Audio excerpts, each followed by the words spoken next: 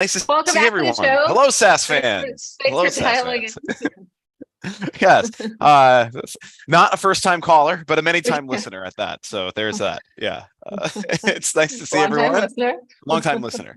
Here Long for time a listener. while. Here for a while. It's good Yeah. to see everyone. Good to be here. Good to be back. I had a little bit of a sabbatical, I'd say, for what, about a year. So, Yeah. but we're up and running. So it's good to be here. So.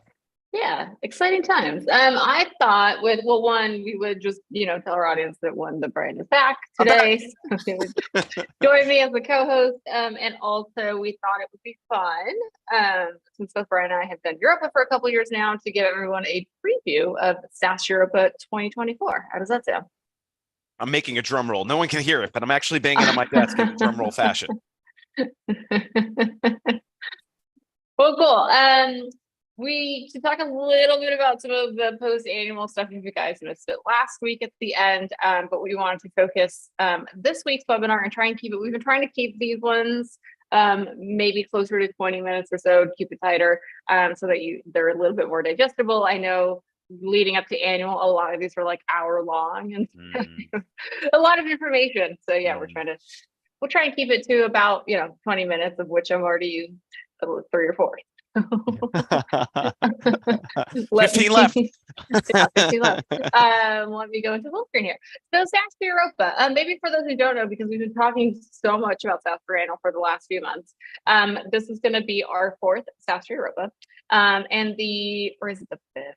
Ooh, I'll count them in a second. It might be the 5th. I'll count them in a second. Yeah, that's the 5th. Is it? Okay. Yeah. Yeah, Okay. it's the 5th. Okay, cool. Yeah, this is some people, a lot of people always ask us, like, what's the difference between Europa? Like, is it the same audience? Like, especially I think from a sponsorship perspective. I think from a attendee perspective, right, there's completely different speakers. And so that's kind of straightforward or more self-explanatory. But from a sponsor's perspective, yeah, it is quite different. We actually just ran the data now, having had annual just last month. And we actually saw a minimal crossover in terms of direct audience between the two events. So like same demographics of like CEOs, founders, sales, marketing, all that. But literally just a small contingent of like actual overlap between the two events in terms of attendees. So what you're getting is pretty much a distinct audience between the two events. There's like a 3% overlap in super fans that literally went to all of our events this year. So kudos to those people racking up miles.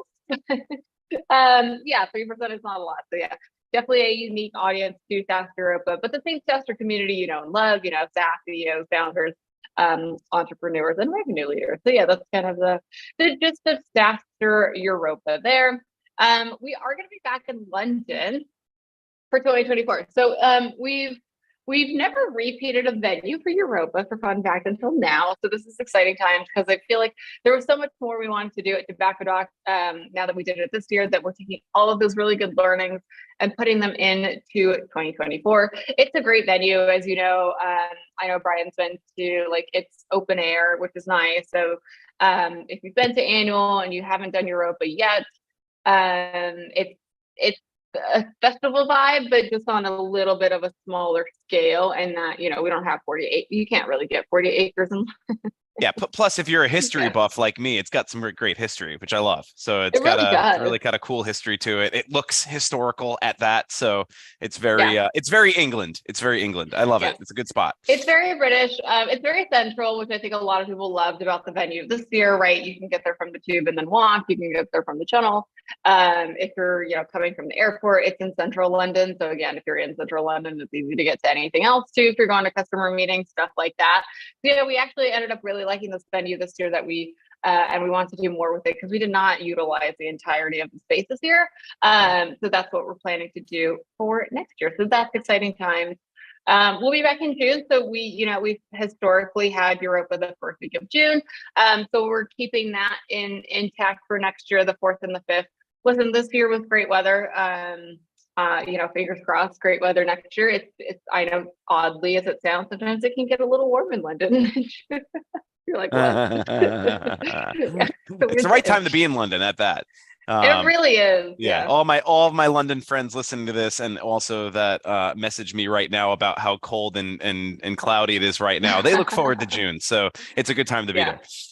Yeah. Yeah. No, it's a great time to be there. Speaking of, Yeah, look at the honestly, cloud. Look, the clouds have parted. yeah, I know. Yeah. Right. It will look like this Yeah. of our event. It's a good symbolization. So yeah, we talked a little bit about Europa. So yeah, Europa. So how it all started, because next year is actually the 10th anniversary of SaaStr Annual. This will be the 5th anniversary of SaaStr Europa.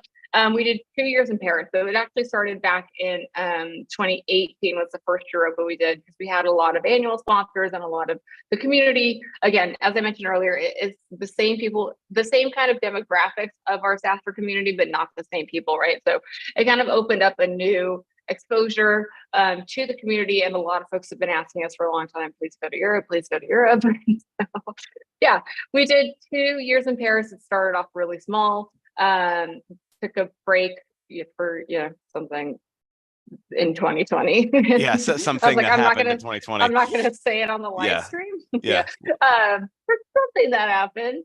And then we brought it back to Barcelona. It was Brian was there. It was like open air, really fun It on the was wall, great it was a vibes. party. It was a party. It was a SaaS It was a party. party. Yeah. It was a I actually party. think Yeah, one of everyone. the big pieces of feedback from Barcelona was just how many members of the community were there, and Yeah, how like alive the energy was, the atmosphere was. So yeah. Yeah, and I think so. It's funny, not maybe not funny. A few folks were concerned when we took it from Barcelona to London. They're like, "Oh, it's gonna kill the vibe." And we're like, "No, no, no. It's indoor outdoor. It's like on the dock, like not the same kind of water, but it is on the water. Like we're gonna, it's the community that really creates the vibe." yeah, And then I think, they were kind of, pleasantly surprised that it was the same vibe. yeah, yeah, It just yeah. in London, so like, a little different food for sure. Same vibe, different city.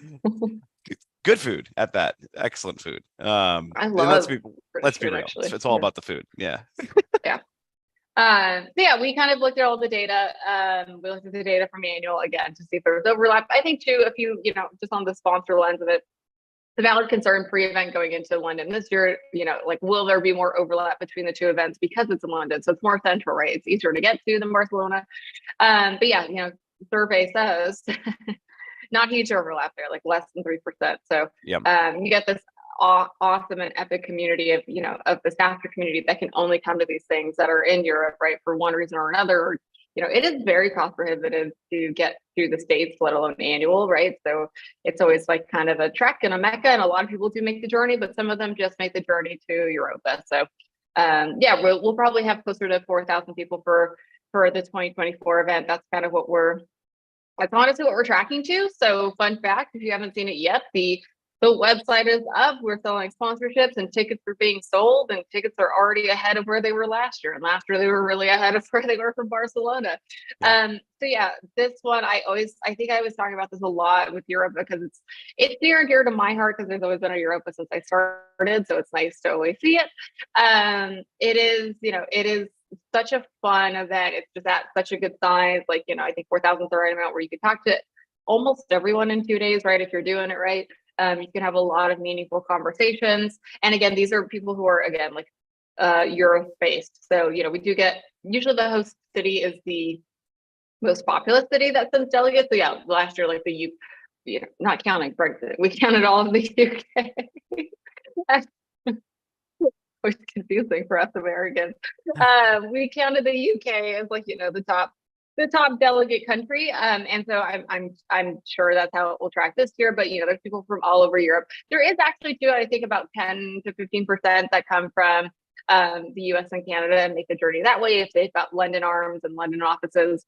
But yeah, it's a great demographic of folks who are coming that are European based. So if you sell to European companies or European companies that have an international presence, this is really where you want to be, because that's who comes to SaaStr Europa. Anything I missed there, Brian? No, I think you hit the nail on the head. For those that have been SaaStr fans and followers for a long time, I think very naturally Europa's following a very similar path in terms of attendance.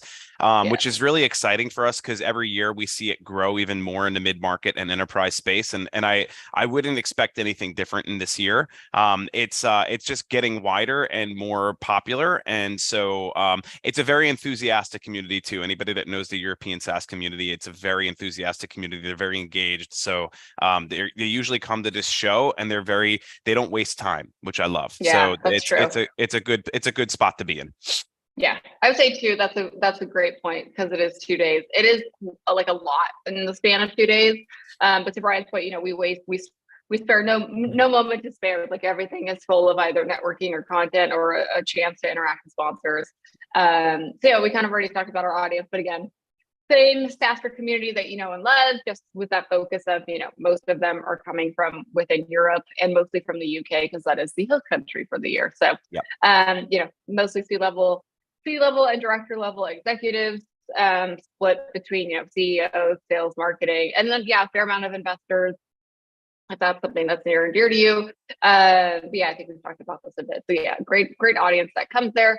The other thing I was going to say just before we go to the actual booth packages and stuff, just on SaaStr Europa, it's such a good point too that this audience that comes to Europa, they want to do business, right? And I think folks actually saw that we got that commentary and feedback from folks who did both Europa and annual this year, right?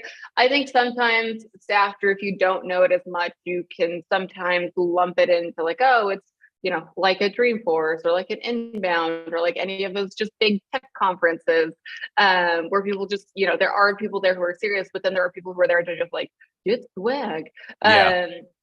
And I think we had some really great feedback from our sponsors this year who did both, who said, they didn't really run into that at Europe, and they were happily surprised they did not run into that at this year's annual, and that everybody was there, to get stuff done, if you will. And I think that's a little bit too of the nature of how things are going in SaaS and tech, right? I think everyone is very ROI focused, ROI, driven. They either want to make a sale, close a deal, or make a good connection, or make a really good hire. I know a lot of people were on we're trying to recruit a bunch of people. Yeah. So yeah, I think that's a positive indicator too, that these people are coming. Yes, they're coming for 2 days, and they are coming seriously, right? To seriously talk to vendors, to seriously talk to our sponsors, to learn from these speakers that we bring.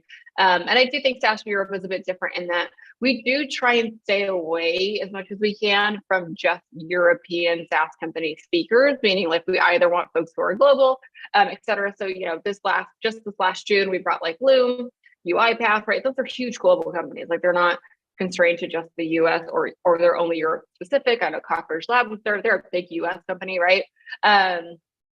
So yeah, I think that's a differentiator from us too. We actually make a point to almost not to do that, because we know there's a lot of conferences that do that, and there's obviously a time and place for it.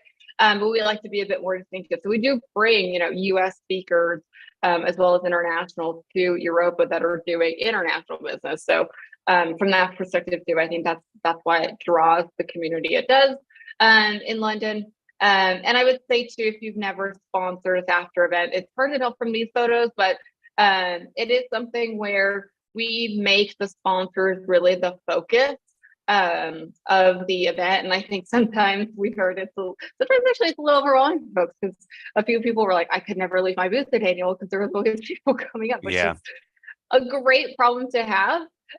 Right, of we do center and we do literally architect the entire floor plan to be around the sponsors, the sponsor hall, and the content, so that wherever, whenever it is, if it's in the morning, if it's during happy hours, if it's in between sessions, there is constant foot traffic, which is what I love about our SaaStr events.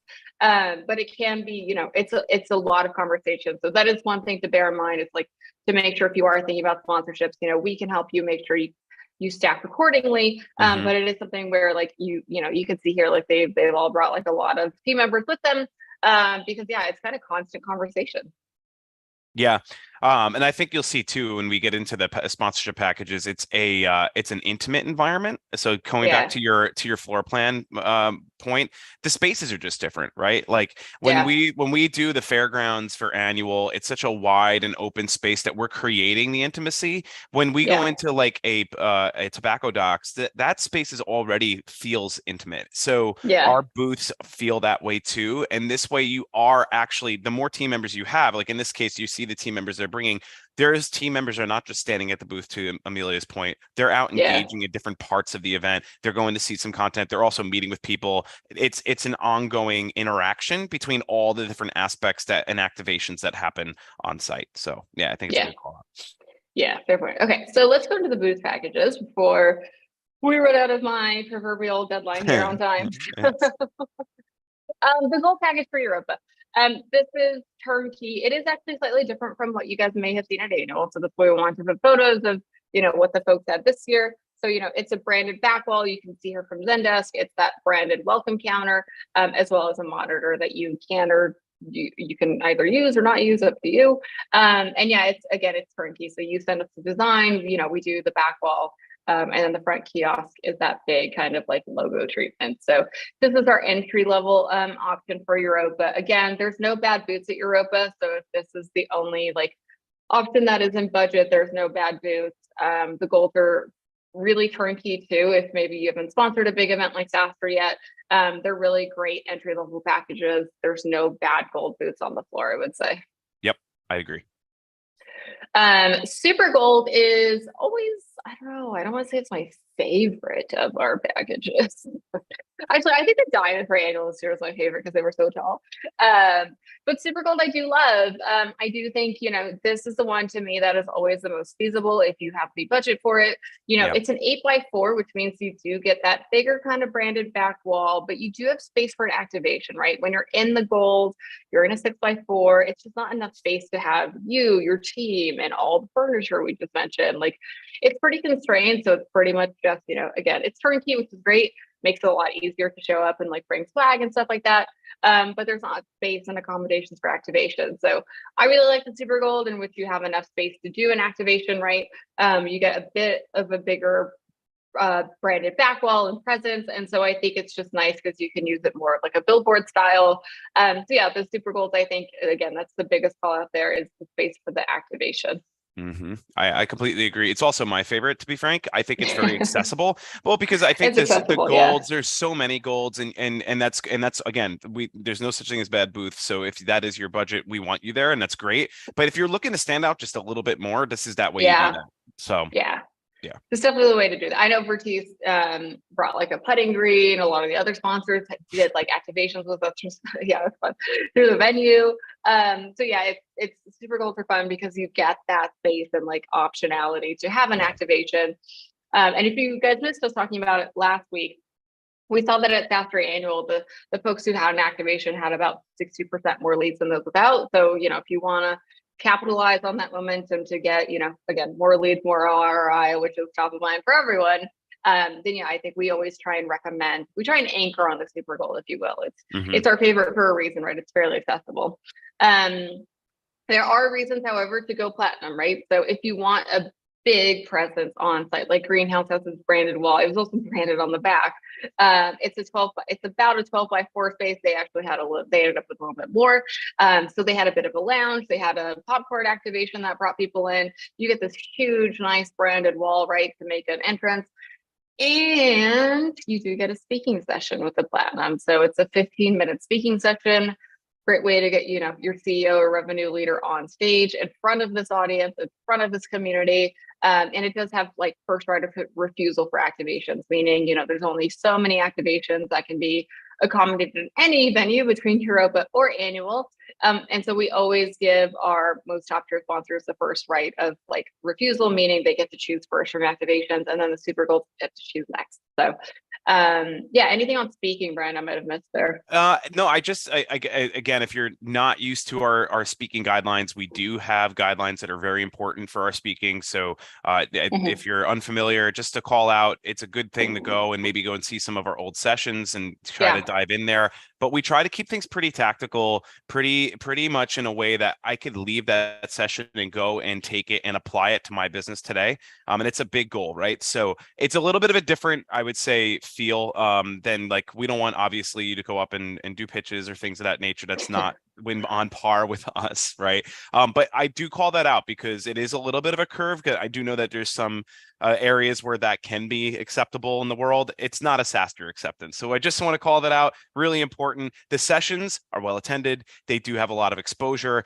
This one's included on the main agenda. So like things like Yeah. that. There's a lot of double thumbs up, like for Roger and Ebert, but at the same time, just some nuance, I would say.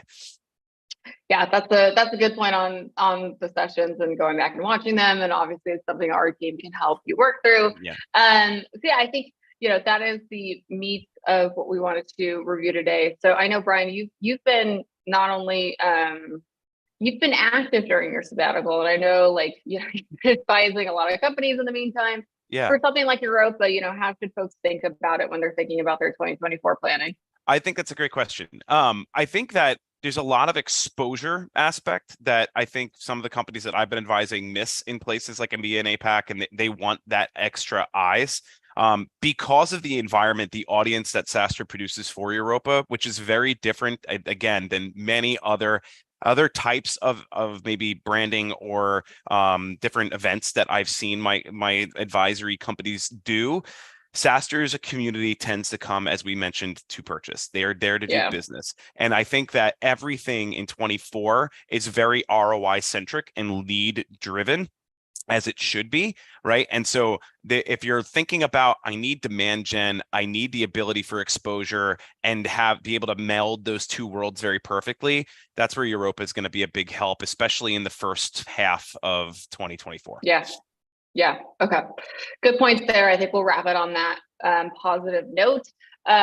We will send out these slides as always for recording. Thanks for joining on the live streams. I know many of you actually started watching us on LinkedIn. So thanks for watching there. Yeah, we'll send this out if you guys have any questions. Brian, what's the best way to use 2 emails here? So which email should people use? Yeah, no, Brian at SaaStr Co will work. Brian at SaaStrCo.com. You can reach right out to me. You can also get me on LinkedIn, very popular because I'm there always, and my phone is connected to me at the hip, so you can get me there. And look, there's a lot of. I'll say this one last piece. There's a lot of ways in which you can activate the SaaStr community, even in Q4. So if you're trying to find things for now, or if you're planning for later, there's no real bad time to reach out. So please reach out. We're happy to help. Yeah. All right. Thanks, guys. As always, we will see you back here next week. Same bat time, same bat signal. Awesome. Great to be back. Yeah, Thank good you. to have you back. Thanks for joining, and we'll talk to everyone later.